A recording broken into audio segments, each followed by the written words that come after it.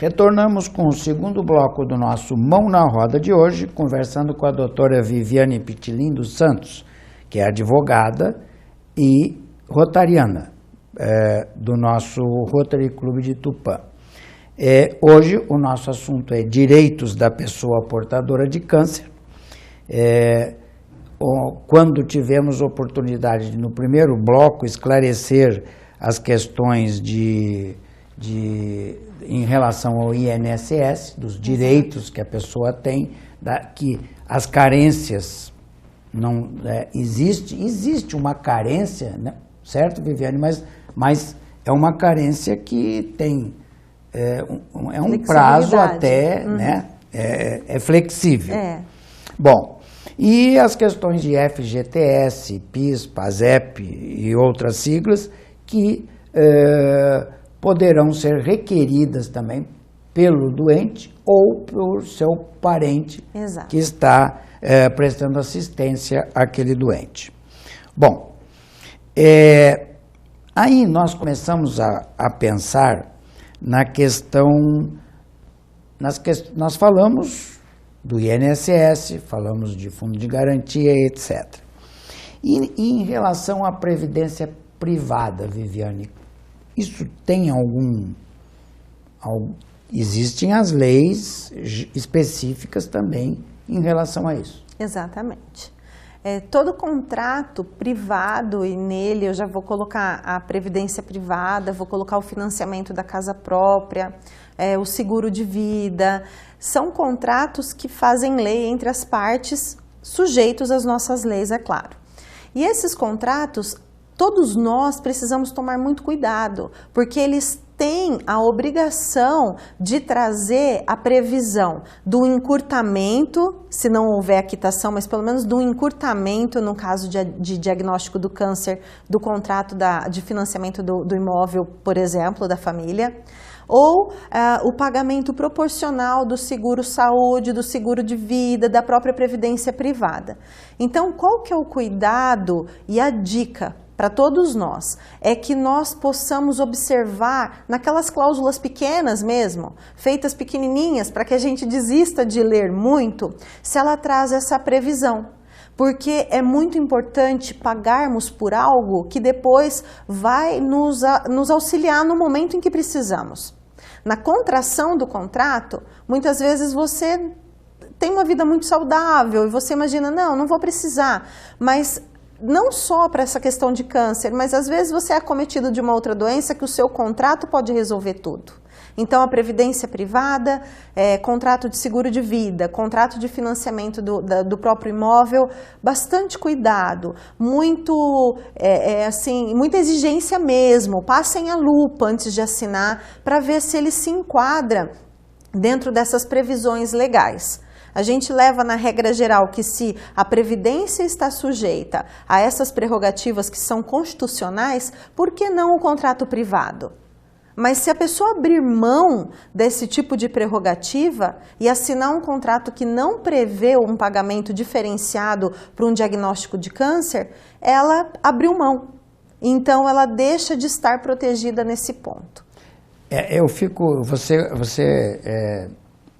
nos orientando desta maneira, eu estava aqui pensando, Viviane, nesses casos de contratos privados e tal, de planos, de seguros, talvez fosse interessante até ter uma assessoria de um profissional que entenda melhor para orientar a pessoa.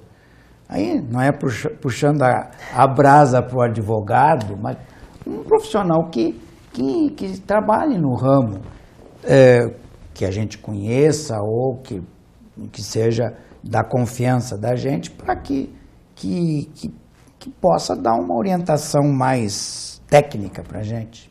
Porque a ideia realmente dessa orientação é isso, é prever aquilo que não se precisa ainda, mas que num caso de necessidade, você ter onde se apoiar.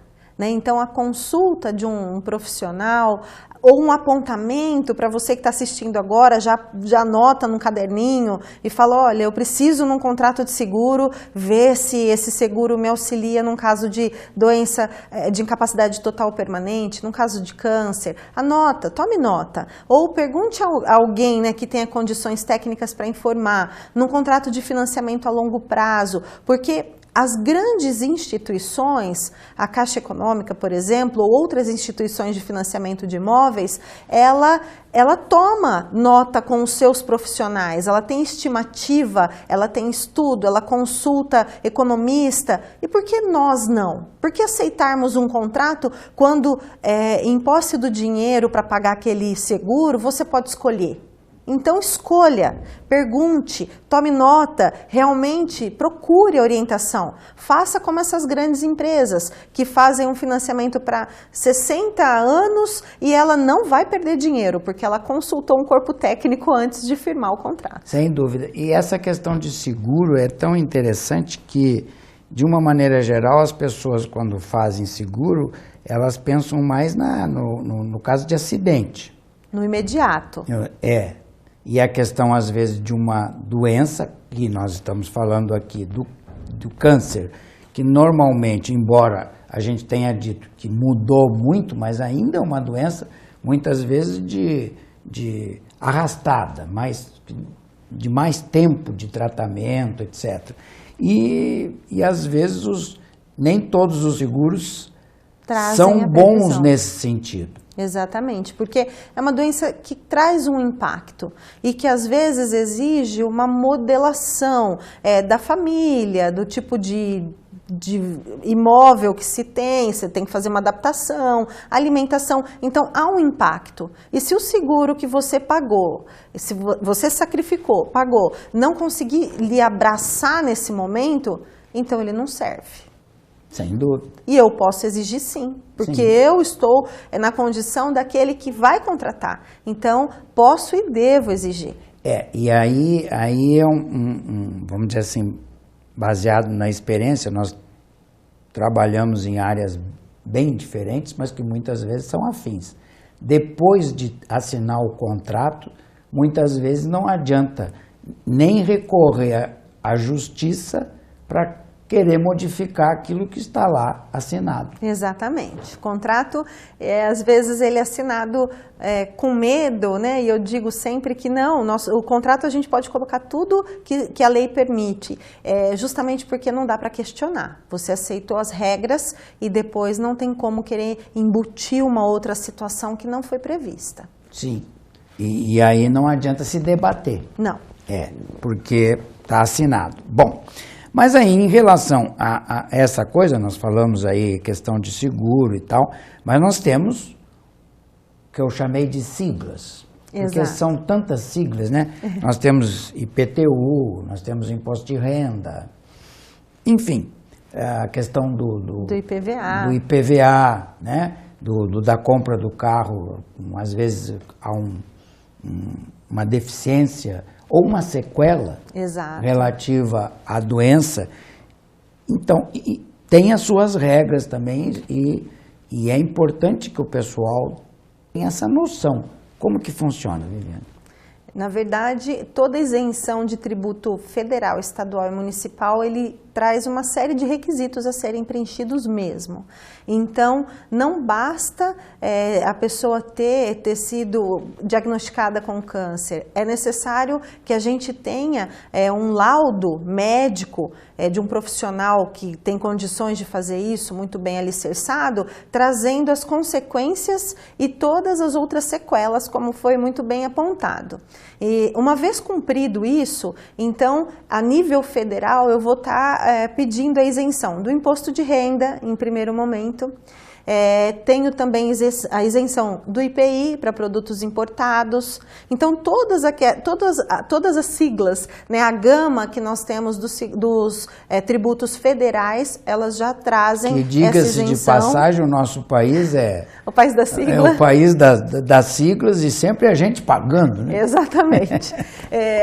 Também teremos depois a isenção estadual, que é uma isenção que hoje vem sido utilizada. Nós vamos nos politizando, né, aos poucos, que é a isenção para o carro. Então, assim, a pessoa, ela ficou sequelada, ela teve esse diagnóstico, ela já pede para o profissional, para o médico, olha, eu vou precisar de um laudo para poder conseguir comprar meu carro com isenção do IPVA, o que vai significar uma economia de até 25% do valor do automóvel, então é algo muito significativo. Porém, tem também um processo que vai ser feito para que ela possa receber as isenções federais e estaduais. E o nosso município conta com a isenção do IPTU. Não são todos os municípios que têm, mas Tupã tem. Também com o preenchimento de alguns requisitos, com a formação de um processo administrativo na prefeitura, é possível fazer o pedido do IPTU e a pessoa se isentar também desse tributo territorial urbano, que é o do nosso imóvel. E em todas as siglas sempre vai passar por o processo do laudo médico. Exatamente. E eu acho importante que se diga, Viviane, que às vezes as pessoas elas têm que entender que aí é preciso a comprovação da doença ou da sequela da doença. Exatamente. Existe uma resistência, a pessoa às vezes diz, mas eu vou gastar com o laudo. Não, você não vai gastar, você vai investir num laudo, porque o profissional que vai fazer esse laudo, ele precisa deixar muito bem claro, materializado realmente para todos os órgãos federais, estaduais e municipais, ver a comprovação da doença e o alcance dessa doença, de forma que a pessoa pode se beneficiar dessa previsão legal. Então, não é gasto, é investimento. Há um investimento, sim, para que seja realizado, lavrado o laudo. Há alguns exames que a pessoa vai realizar, mas é um investimento que vai trazer um retorno para essa pessoa que vai receber só no primeiro automóvel o valor de desconto, dá para ela pagar o laudo e sobra ainda um dinheiro muito bom, que é um dinheiro dela, né? Sem é um dúvida. Valor desse paciente. Sem dúvida. Aí dentro desses adendos todos que se colocam nas leis, acho que um é importante a gente citar, que houve uma limitação do preço do automóvel, né? Exatamente. Nós tínhamos... O carro automático e tal, mas antigamente era mais liberado isso daí. Isso. Nós temos, né, a limitação vem sempre que o governo percebe que está havendo muita isenção, né? Então vamos limitar. Então hoje nós temos essa limitação até R$70 mil, não pode R$72 mil, até R$70 mil esse automóvel pode ser comprado dentro dessa regra.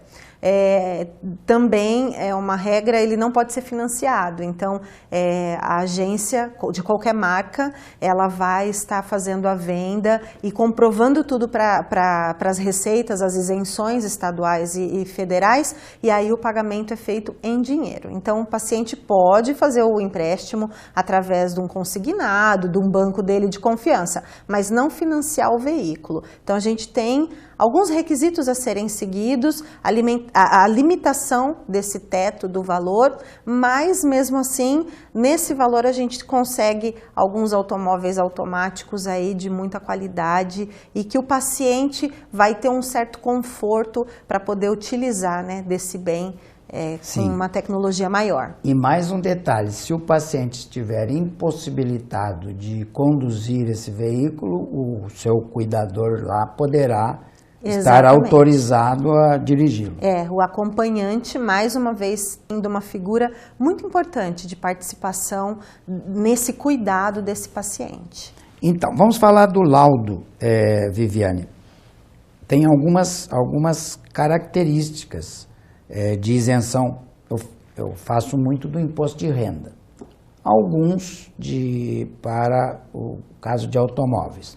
Bom, primeiro, que a Receita exige que seja de um órgão federal, estadual ou municipal. Não pode ser do médico particular. Não. Ou pelo menos ele deverá estar ligado. Estar vinculado. É um profissional que tem, vamos chamar assim, tem uma permissão para... o olhar do Estado, do município e da federação, são os olhos emprestados a esse profissional credenciado para poder laudar. Não é qualquer profissional por conta de uma exigência da Receita, né? Não que não tivessem condições, mas é a necessidade do credenciamento por conta de exigência da própria Receita. Então, segundo, deverá haver o comprovante de que a pessoa, nós estamos falando aqui de câncer, ou a doença em si, ou alguma sequela decorrente. Exatamente. Não é? Então, o comprovante médico é muito importante nesse caso. Na verdade, é quase que de fé pública, total. Sim. Porque ele, uma vez lavrado, quem já fez sabe, né? Quem já teve um paciente amigo que fez também sabe, ele é bastante minucioso. Então, na hora que fica pronto e recebe o carimbo do médico e o ok, ele está ok mesmo, né? Porque senão não teria o carimbo. Sim. Então, é muito minucioso, muito exigente. E como o profissional que vai estar laudando, ele tem o vínculo com as receitas, então ele sabe o que tem que conter esse documento. E dentro desse conteúdo, importante também, acredito que seja muitíssimo importante, que a lei para isenção contempla, nós estamos falando aqui de câncer, mas a lei contempla algumas outras doenças, e só aquelas. Exatamente, ela é taxativa, não exemplificativa, né? Doenças ou síndromes, exatamente. Né? Então, por exemplo, Alzheimer, Parkinson, doenças cardíacas, cardiopatia grave, né? Neoplasia maligna e algumas outras. Eu pessoalmente posso dizer, até em público, que com algumas a gente inclusive não concorda. É verdade. Não é? Com algumas que estão inseridas ali. E também não concorda que outras que deveriam de estar inseridas não estão. Né? Até porque as coisas mudaram. Exatamente. Né? Algumas doenças, por exemplo, que hoje têm cura plena em questão de meses, estão lá ainda. E outras não estão. Não foram ainda. Né? Ainda não foram colocadas. Isso gera algumas incompatibilidades, vamos dizer assim. E a outra questão que eu acho que é bom lembrar também, Viviane, é a questão se a doença está sob controle ou não. Exatamente. Lembrei de uma importante, a nefropatia crônica, a insuficiência renal crônica. Exatamente. Terminal. Porque às vezes o paciente ele está medicado, mas a doença dele não está controlada. Então isso tem que ficar muito claro. E no câncer acontece muito disso. E quem tem condições de dizer isso é o médico especialista que realmente vai ter condições de lavrar o laudo para que seja realizado os pedidos de isenção. Esse laudo, inclusive, ele auxilia até mesmo o médico do INSS. Ele, na hora da perícia, se ele tem um detalhamento minucioso, ele consegue ter uma outra visão. Né? Então, tanto o oncologista quanto o profissional que for fazer o laudo para isenção, procurem ver realmente esse cuidado maior, porque vai economizar tempo depois. Às vezes gasta um tempinho maior até que agenda e realiza, mas depois economiza porque torna tudo mais rápido. E parece que não, mas um detalhezinho que você citou, a colocação do Código Internacional de Doenças. Muitas vezes o laudo pode estar muito bem feito, mas se o Código Internacional de Doenças não for compatível, pode pôr tudo a perder, ou então, pelo menos, não ser autorizado daquela vez. Exatamente. Não é? São requisitos fechados. Se não forem cumpridos, nós não vamos ter o sucesso. E outra coisa importante, já estamos... Você percebeu, né? Eu estamos percebi. Sendo avisados de que o tempo já foi. Bom, mas Outra coisa importante em relação quando a doença é passível de controle e mesmo no câncer, hoje cada vez maior o número de casos que tem que se colocar passível de controle, sim. Exato. Há necessidade de se colocar um prazo. Sim. Não é? E esse prazo é necessário que respeite a recuperação do paciente. Sim. Por mais que o INSS queira que não seja um prazo superior a 6 meses, há situações que vai ser necessário ser superior a 6 meses, porque o paciente precisa de um tempo maior. Mesmo o INSS tem recursos para isso. Tem. E quando se produz um laudo, normalmente, quando estamos falando de câncer, se está controlado, a gente normalmente coloca até 5 anos. Exato. Não é?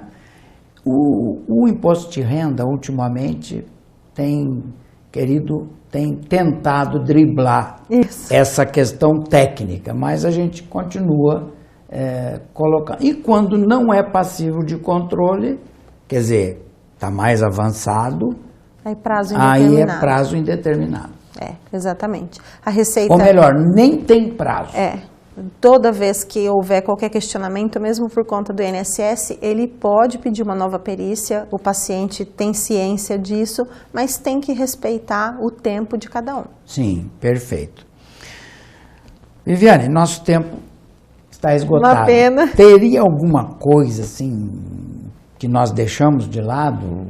Que é uma pincelada, mas ficou alguma coisa importante que eu que a gente acredito possa... que hoje foi assim muito tranquilo, muito espontâneo e deu para ter um voo panorâmico sobre esses direitos. Mas eu acho que o mais importante de tudo isso, como um resumo mesmo, é que a pessoa recorra tanto ao profissional médico quanto ao profissional da área jurídica para se cercar de todos os cuidados. Uma vez diagnosticado o câncer, é isso que foi dito no início, não é uma sentença de morte. É um momento, talvez, de se remodelar a vida. Então, vamos cuidar de tudo, alimentação, direito, medicação. E nós temos um recurso, né, através do Sistema Único de Saúde, que é a reconstrução de algumas partes que foram danificadas pelo câncer. Então, há fornecimento de medicação, que é obrigatório, e há também a cirurgia reparadora, que nós não havíamos pontuado. Tá? Então, são coisas assim que fazem parte do rol dos direitos de cada um de nós. Muito bem. Como sempre, nós poderíamos conversar por bastante tempo mais, até porque o assunto ele é extenso mesmo. Mas a nossa intenção, nós já sabíamos disso, é pelo menos colocar o nosso cidadão a par dessas situações e que ele possa também ter a ideia até de procurar o profissional que possa orientá-lo, como você disse, né? Muito bem, então hoje o nosso Mão na Roda conversou com a doutora Viviane Pitilin dos Santos, advogada rotariana, e falamos sobre direitos da pessoa portadora de câncer, esses direitos que nós todos temos e que muitas vezes nós esquecemos de procurá-los. Viviane, muito obrigado. Foi um prazer. Por ter aceito o nosso convite. Você nos trouxe informações muito importantes e acredito que o cidadão que nos assistiu vai ter mais tranquilidade se estiver diante de uma situação como essa que nós colocamos. Agradecemos a você por ter nos assistido, esperamos que tenham gostado e queremos estar com vocês na próxima semana com o Mão na Roda da nossa TV Câmara. Até lá!